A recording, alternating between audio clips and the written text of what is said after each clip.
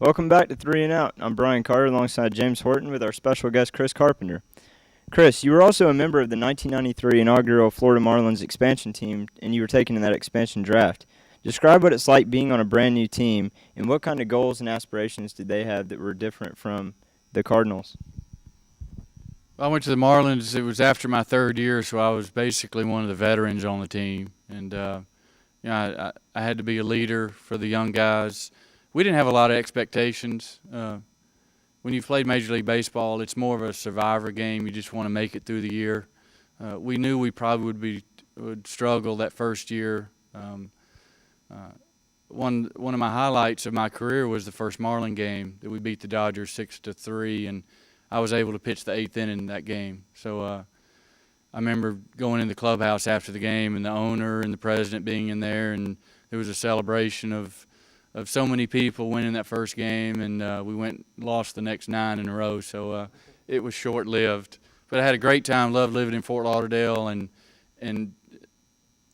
when I was traded to Texas at the All-Star break, I was really disappointed because I had become very familiar with the area, and I loved the players. And we weren't winning, but there are more important things in life than winning. It's who you're with and your manager and your coaches, and I enjoyed all of them in Florida. Okay, and was there any indication when you were with the Cardinals that you might be taking in the expansion draft? That's another story. I had some problems with the general manager when I signed out of college, and when my arbitration year came in 1992, when there was my big jump in salary, I knew he was not going to keep me.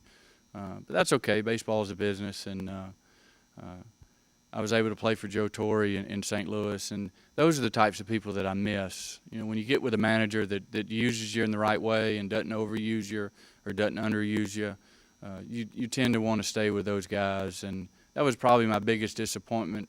Leaving St. Louis was certainly the fans, but leaving a coaching staff that knew how to use me in games.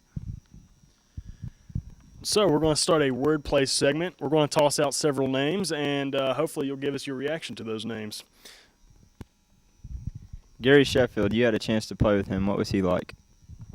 Gary was traded to the Marlins from the Padres in '93. He's a great teammate. I've always said if I had to start a team right now, he would be one of the guys I choose. He was a great hitter, a good teammate, and would certainly start a team around him. Okay, Whitey Herzog. Didn't have a lot of dealings with Whitey. Of course, Whitey's a legend in St. Louis. Didn't favor the younger kids, and I was up my first couple of years with Whitey. Whitey was as laid back as any manager I ever played with. He let the players play, and that's what I liked about him. Okay, I'm a huge Cardinals fan, so I got to ask you, what was Ozzie Smith like? Of course, I met Ozzie my first big league spring training. Great guy. My first experience with Ozzie was the first inning of my first game against the Braves. Andres Thomas was the shortstop of the Braves then. He hit a high chopper over my head that I fell back and couldn't get. And I heard the crowd roar, and Ozzie had come in, fielded the ball, and thrown him out at first. And he rounds the pitcher's mound and helps me up, and he looks at me and goes, "That's what I get paid to do, young man." And I knew then that he was something special, and I even named my dog after Ozzie, so I'm a bigger Ozzie Smith fan. That's awesome. So how about Barry Bonds, excuse me. I had some good luck against Barry. Barry was 0 for 9 off of me in my career, and undoubtedly one of the best players to ever put on a uniform. I think he's that good, with or without steroids. I tend to think he's innocent until proven guilty. Other than that, certainly deserves every accolade that he gets. 6 or 7 time MVP. He's certainly a Hall of Famer. Now, do you have any interesting stories about Barry Bonds? I faced Barry a few times. Faced him one night in St. Louis. He fouled a ball off his foot and made a big show about it. And the umpire came out and told me, anywhere close and this guy's out. So I threw a ball about 3 feet outside on the next pitch, and he called him out. So even the umpires had had enough of him. Okay, these days in baseball, pitching seems to be hard to find. Good pitching does, and there's a lot of players being hurt right now. A lot of pitching, a lot of arm trouble. What to you today in today's game seems different from when you played? Well, the game's becoming more and more specialized. Now that I'm a pitching coach, I'm a pitch counter. I like to know exactly how many pitches my guys have thrown.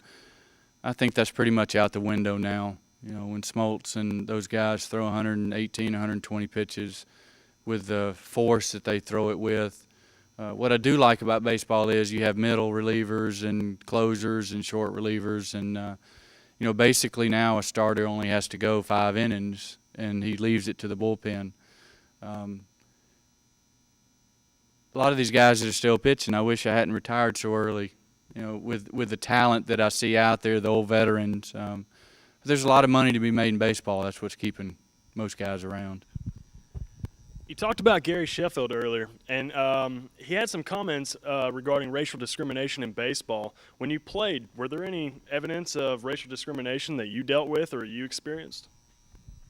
No. One thing about being in a professional league, everybody is a professional, and we tend not to do anything to distract on what the goal is, and that's the team to win.